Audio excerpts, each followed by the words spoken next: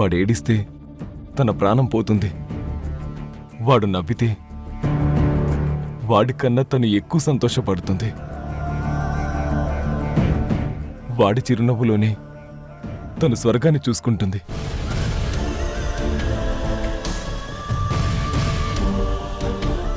అందుకే తన ప్రాణమే మురారి అనుకునే సునందకి మురారి కిడ్నాప్ అయ్యాడన్న విషయం అస్సలు తెలియనివ్వకూడదు. బాధపడకండి ప్రభుగారు, కాలం ఎప్పుడూ ఒకేలా ఉండదు. సునంద గారి ప్రేమ చూసిన ఆ దేవుడు మురారిని ఖచ్చితంగా రక్షించి తొందరలోనే తన ఆచూకీ తెలిసేలా చేస్తాడు. అప్పటి వరకు సునంద గారిని మనం జాగ్రత్తగా కాపాడుకోవాలి.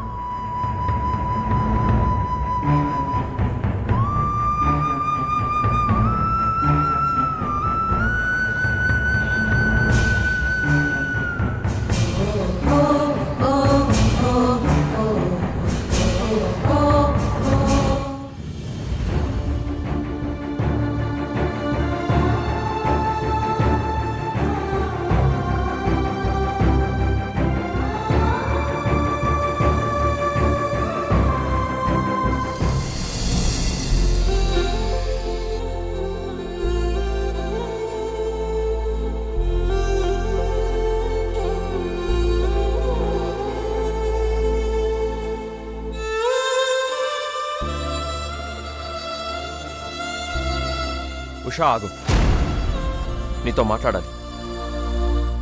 నాకు మీతో మాట్లాడడానికి ఏం లేదు. అసలు నీ మనసులో ఏముందో ఆ దేవుడికైనా తెలుసో లేదో నాకు తెలియడం లేదు. ఈ ప్రపంచంలో ప్రతొక్కరూ బాగుండాలి, అందరూ సంతోషంగా ఉండాలి అని అందరి గురించి ఆలోచించే నువ్వు నా దగ్గరకు వచ్చేసరికి ఎందుకు నన్ను ఇంతలా బాధ పెడుతున్నావు? అరే, నా విషయంలో ఎందుకు ఇంత కఠినంగా మారిపోయావు? నాకు సమాధానం కావాలి.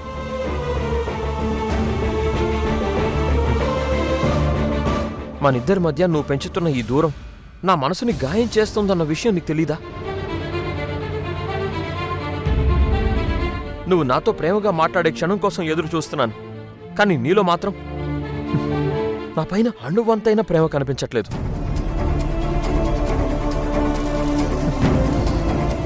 నువ్వు నన్ను దూరం పెడుతున్నావు అని తెలిసినా నేను మాత్రం నీకు ఇంకా ఇంకా దగ్గర అవ్వాలనే చూస్తున్నాను.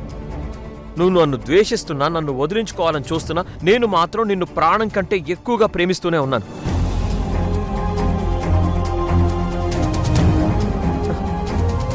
నేను నిన్ను ఎంతలా ప్రేమిస్తున్నానో తెలుసా?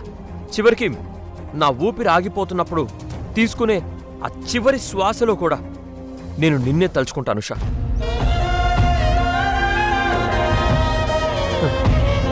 ఇంతలా నాకు నీపై ఉన్న ప్రేమని నీకు అర్థమయ్యేలా మొహం మీద చెప్తుంటే కనీసం ఒక్క మాట కూడా మాట్లాడకుండా మౌనమే నీ సమాధానం అన్నట్టు ఎందుకిలా మారిపోతున్నావు? నాతో మాట్లాడు షా. ఆఫీస్లో మంచిగానే మాట్లాడతావు, మళ్ళీ అంతలోనే దూరం పెడతావు. హాస్పిటల్లో నా కోసం క్యారేజ్ తెచ్చి తీసుకోమని బలవంత పెడతావు, ఇంతలోనే మాట్లాడకుండా వెళ్ళిపోతావు. ఎందుకు ఇదంతా? గ్రహదోషం వల్ల తప్పు చేసిన నీ భర్త మళ్ళీ ఏ గ్రహదోష పీడన లేకుండా అతను బ్రతికి ఉండాలంటే ఇంకో 3 నెలలు నువ్వు నీ భర్తకు దూరంగా ఉండాలి. పొరపాటున ఈ విషయం నువ్వు ఎవరితో చర్చించినా, ఈ పుణ్యకార్యం గురించి చెప్పినా ఈ భర్త నీకు దూరం అవుతాడు. జాగ్రత్త.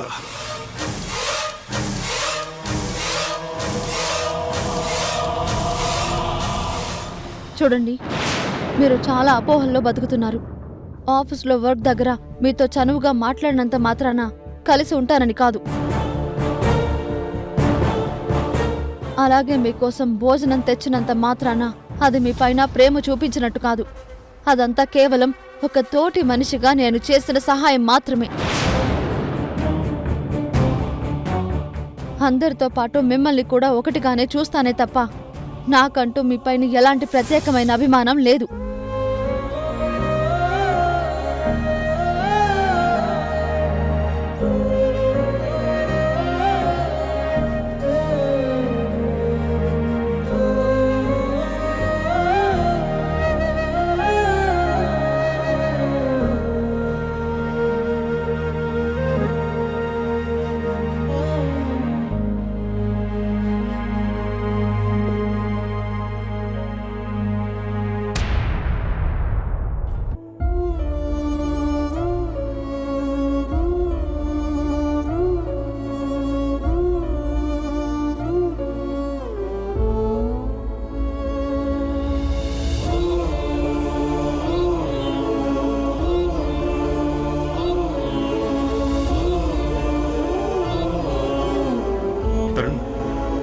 గురించి ఏమైనా ఆచూకు తెలిసిందా? మురారి కనిపించకుండా పోవడం వెనుక దాగి ఉన్న కొందరు శత్రువుల జాడ తెలుసుకునే ప్రయత్నం చేస్తున్నానన్నా.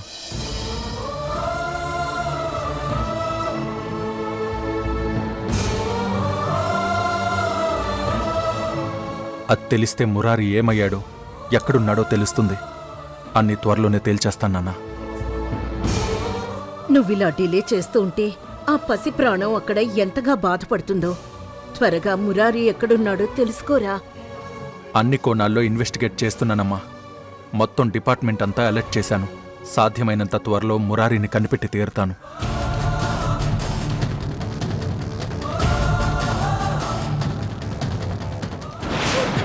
హారిక, మీరేం చేస్తారో నాకు తెలీదు. నాకు కావాలి, ఇప్పుడే కావాలి.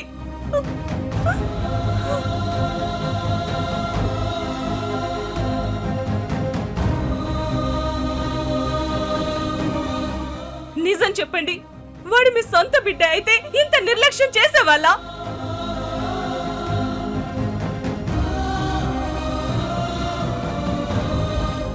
చెప్పండి, సొంత బిడ్డ అయితే ఇలాగే చేసేవారా?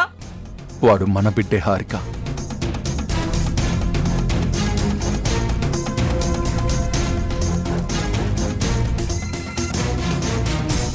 చెప్పు తరుణ్. హారిక, మురారి నాకు కూడా కొడుకు లాంటివాడే. ఎంత కష్టమైనా, ఎంతమంది ఎన్ని కుట్రలు పన్నినా మురారి ఎక్కడున్నాడో తెలుసుకుంటాను. వాణ్ణి తీసుకొచ్చి నీ చేతుల్లో పెడతాను. దీనికి కారణమైన వాళ్ళ చేతులకి బేడీలు వేస్తాను.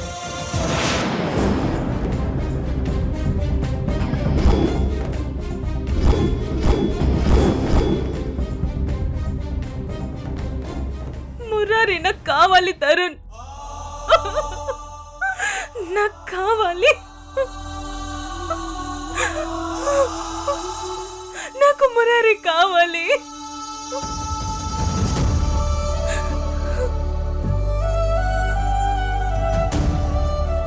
తరుణ్ ఏంటి నన్ను సస్పెక్ట్ చేస్తున్నాడా? ఏదేమైనా తరుణ్తో కొంచెం జాగ్రత్తగా ఉండాలి.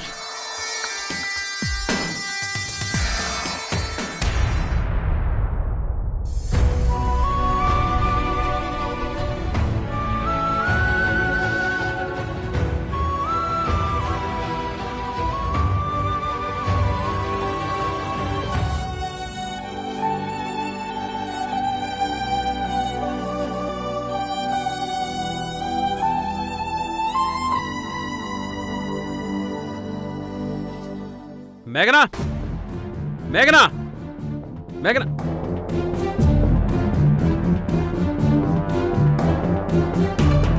ఇంట్లో అందరూ మురారి కోసం కంగారు పడుతూ కంటతడి పెడుతుంటే నువ్వు మాత్రం ఇలా రిలాక్స్డ్గా ఎలా ఉండగలుగుతున్నావు? సంజయ్, ఏంటి అరుపులు? ఆ మురారికి నాకు ఏంటి సంబంధం? ఇక ఈ ముసుగు వెనక నాటకాలు చాలు. మురారిని ఎక్కడ దాచావో నిజం చెప్పు. పసిపిల్లాన్ని అయిన వాళ్ళకి దూరం చేసి నువ్వు చేస్తుంది మహాపాపం. ఆ పాపం పండి నీ వినాశనానికి దారి తీయకముందే ఆ మురారి ఎక్కడున్నాడో నిజం చెప్పు.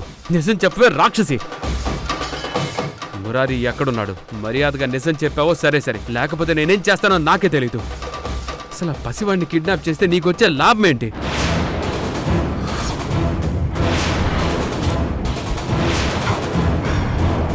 ఈ కుటుంబం మీద కోపంతో పసివాడి ఉసురు పోసుకోకు. Stop it Sanjay.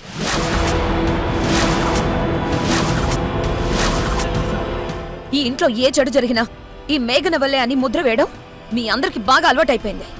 అయినా ఇలా ప్రతి దానికి నన్నెందుకు టార్గెట్ చేస్తున్నారు?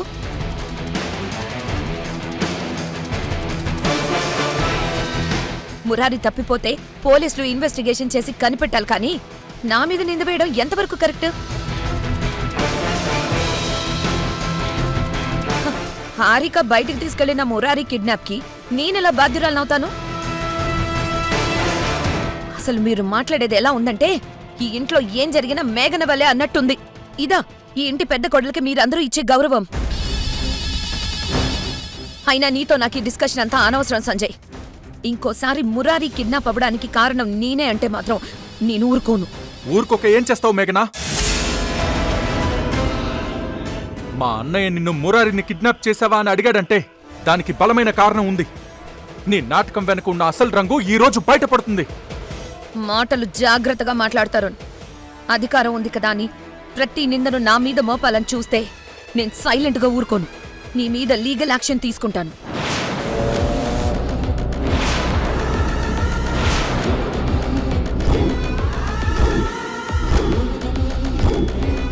అయినా నేరం అనేది ఒక స్టేట్మెంట్ కాదు, అది ప్రూవ్ చేయాల్సిన ఒక ఫ్యాక్ట్. అందుకే మురారిని కిడ్నాప్ చేయించానని నా మీద నిందలు వేసే ముందు 100 సార్లు అన్నాదమ్ములిద్దరూ ఆలోచించుకొని మాట్లాడండి. ఫ్యాక్ట్ గురించి నువ్వు మాట్లాడుతున్నావా మేఘనా? గుండా మల్లేష్కి నువ్వు కొన్ని సీక్రెట్ మెసేజ్లు పెట్టావు.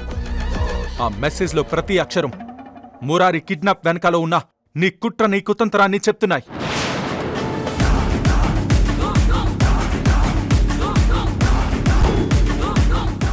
అంతేకాదు, కరెక్ట్గా మురారి కిడ్నాప్ అవ్వడానికి ముందు రోజే మల్లేష్కి 2 లక్షలు నీ బ్యాంక్ అకౌంట్ నుంచి ట్రాన్స్ఫర్ అయ్యాయి.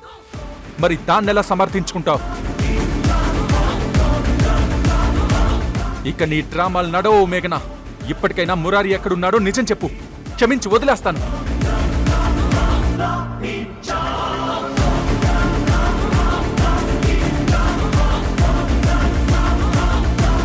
చూడు తరుణ్, ఎప్పట్లాగే మురారి విషయంలో కూడా నువ్వు నా మీద నింద వేస్తావని నేను ముందే ఊహించాను.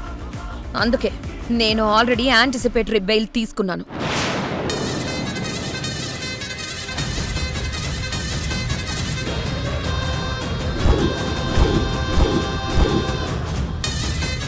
అంటే నువ్వు నిజంగా మురారిని కిడ్నాప్ చేసి తప్పు చేసావు కాబట్టే ఈ యాంటిసిపేటరీ బెయిల్ని సిద్ధం చేసుకున్నావా? లేదు, నేను ఏ నేరం చేయలేదు అని నిరూపించుకునే వరకు నన్ను నేను ప్రొటెక్ట్ చేసుకోవడానికి ఈ యాంటిసిపేటరీ బెయిల్ తీసుకున్నాను.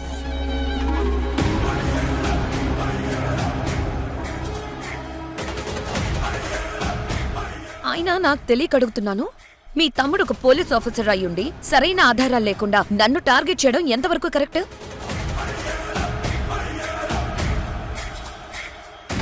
నిజం చెప్పాలి అంటే తరుణ్ ప్రోటోకాల్ ప్రకారం ఇన్వెస్టిగేట్ చేయాలి. అంతేకాని ఇలా పర్సనల్ పగతో ఏ తప్పు చేయని నా మీద ఇలా నిందలు వేయకూడదు.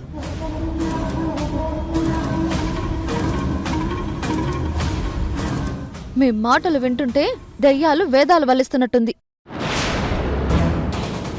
ఇక్కడ ఇంతమంది కన్నీళ్లు పెట్టుకుంటూ ఉంటే, మురారి ఎక్కడో ప్రాణాల కోసం కొట్టుమిట్టాడుతూ ఉంటే, నువ్వు మాత్రం చట్టం గురించి, బెయిల్ గురించి మాట్లాడుతున్నావా?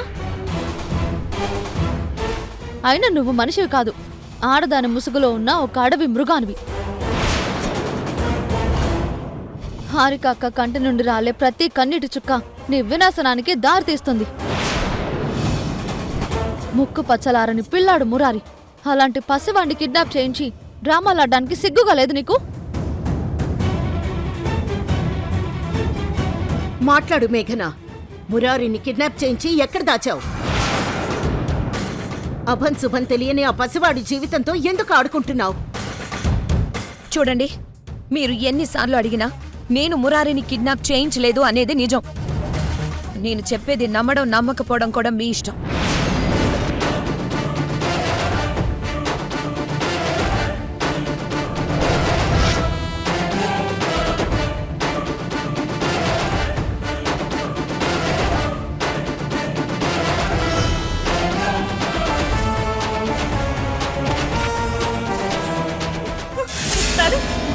మురారి ఆచూకీ ఏమైనా తెలిసిందా?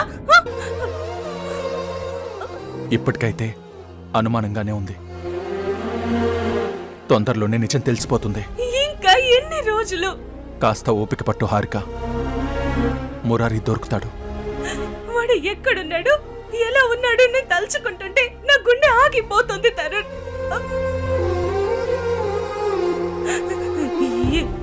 ఎలాగైనా నువ్వు మురారిని తీసుకురా తరుణ్, ఎలాగైనా మురారిని తీసుకురా. ప్లీజ్ ప్లీజ్ తరుణ్, ఎలాగైనా మురారిని తీసుకురా. Please Tarun, please.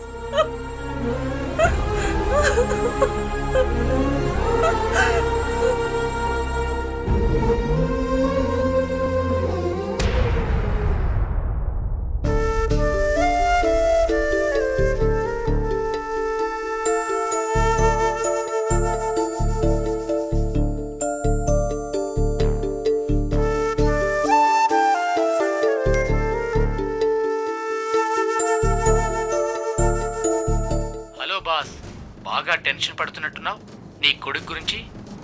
నీ కొడుకు నీకు దక్కాలంటే నాకు 10 లక్షలు కావాలి. నేను చెప్పిన చోటికి చెప్పిన టైంకి తీసుకురావాలి.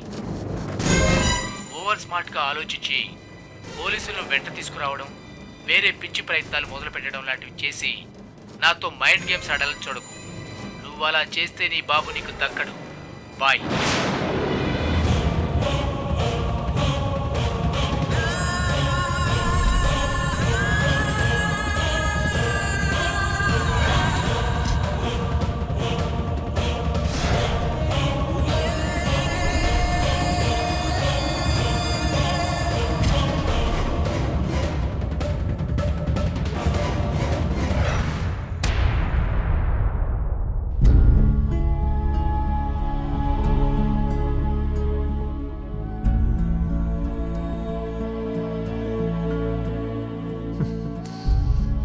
నువ్వు నన్ను దూరం పెడుతున్నావు అని తెలిసినా నేను మాత్రం నీకు ఇంకా ఇంకా దగ్గర అవ్వాలనే చూస్తున్నాను.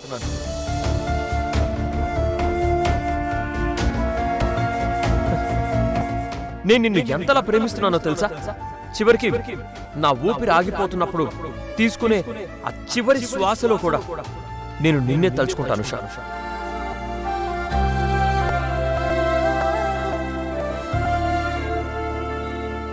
నేను చేస్తున్నది కరెక్టేనా? ప్రాణంలా చూసుకోవాల్సిన భర్తను దూరం పెడుతూ తప్పు చేస్తున్నానా? కారణం ఏదైనా మనసుకు నచ్చిన వాణ్ణి దూరం పెడుతూ నాకు నేను ద్రోహం చేసుకుంటున్నానా? దూరమనే అడ్డుగోడ కట్టుకుని అనురాగమనే అమృతాన్ని నేలపాలు చేస్తున్నానా? ఇంకా లేట్ చేయడం కరెక్ట్ కాదు. వెంటనే ఆయనకి కాల్ చేసి మాట్లాడకపోతే నా మనసే నన్ను ద్వేషించేలా ఉంది. సంద్రమే నేను నీ తీరమే, కన్నా నువ్వు నా ప్రాణమే, నేనే నీ దేహమే, అలలుగా తాకగానే కరిగిపోనా నీలో, ప్రళయమే తాండవిస్తే కలజడే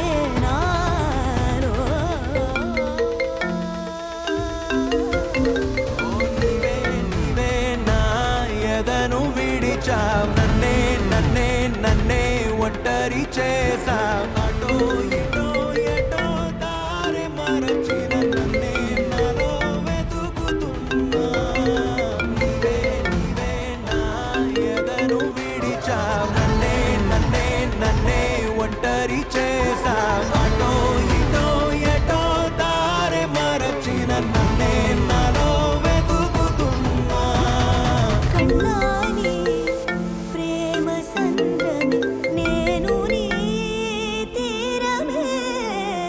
ఎందుకు ఇంత నైట్లో నాకు కాల్ చేస్తున్నావు? నాతో నీకేం పని? నన్ను నా బాధలో వదిలే. నీ సానుభూతి నాకేం అక్కర్లేదు. ఏవండి, నేను చెప్పేది ఒకసారి వినండి. ఒకరికి ఒకరం అని రాసిన మన ప్రేమ కథ ఎవరికి ఎవరో అని ముగిసెనో కదా.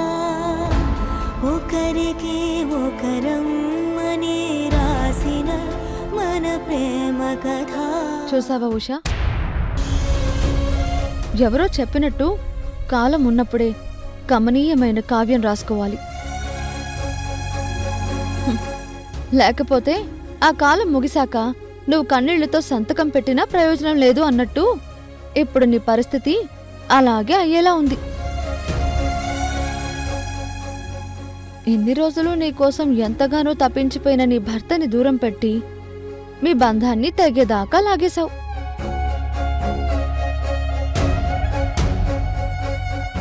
నీకు తెలుసా, అనురాగం అనే దారం సున్నితమైనది.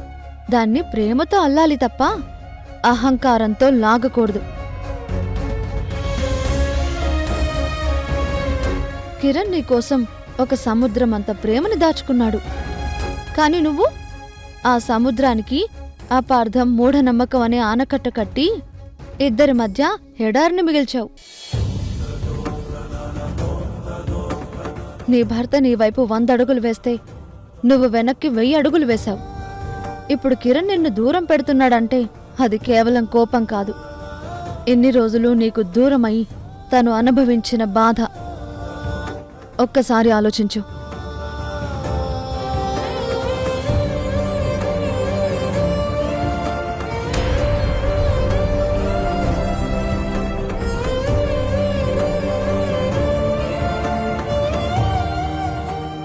అక్కడ మురారి చీకటి గదిలో ఆకలితో ఏడుస్తుంటే మీరిక్కడ ఇన్వెస్టిగేషన్ పేరుతో కాలక్షేపం చేస్తున్నారు. అదర్థమైంది. మురారీని ప్రాణంగా బ్రతుకుతున్న నువ్వు మురారి దూరమేయడం తెలిస్తే తట్టుకోలేవు. ఇన్ని రోజులు నన్ను దూరం పెట్టి ఇప్పుడు సడన్ గా వచ్చి నా మీద ప్రేమ చూపిస్తే నేనెలా రమ్మాలి? నీ మౌనంతో నీ నిర్లక్ష్యంతో నన్ను బతికుండగానే సమాధి చేస్తున్నావు. అది కాదండి. ప్రేమ అనేది ఒక బలహీనత అయితే ఆ బలహీనతలో నేను ఓడిపోవాలనుకోవడం లేదు. నేను మారిపోయే లోపు నువ్వు ఇక్కడి నుంచి వెళ్ళిపో.